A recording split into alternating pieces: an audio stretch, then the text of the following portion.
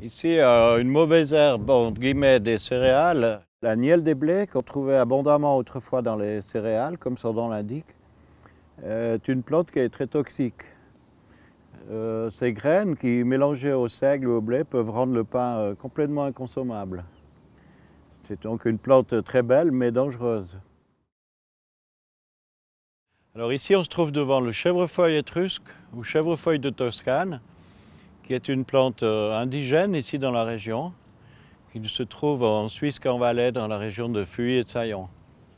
Elle est très parfumée, très décorative, elle attire de nombreux insectes comme le cétoine doré qu'on voit là, et puis les sphinx, le morosphinx qui pratique la technique des colibris qui volent sur place et qui suce le nectar grâce à sa trompe à l'intérieur des fleurs de chèvrefeuille. C'était aussi un colorant utilisé pour fabriquer le jaune ou le marron.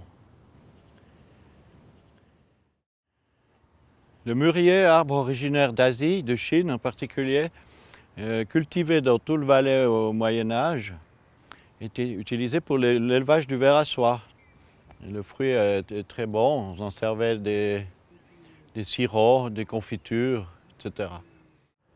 On a ici le fustet ou arbre à perruque, ou perruquier encore, qui doit son nom à cette inflorescence claire en forme de chevelure.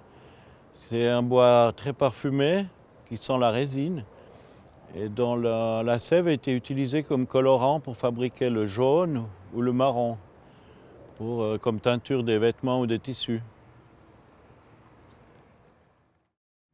On se trouve ici devant le gâtillier ou agneau-chaste, une plante qui porte bien son nom, qui était utilisée dans les monastères et les couvents pour calmer les ardeurs des moines. C'est une plante riche en oestrogènes qui effectivement est un anti-aphrodisiaque bien connu.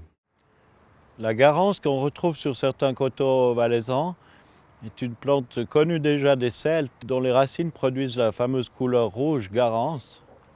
Mais c'est aussi une plante médicinale utilisée comme remède du foie et encore actuellement comme plante anti-calcul.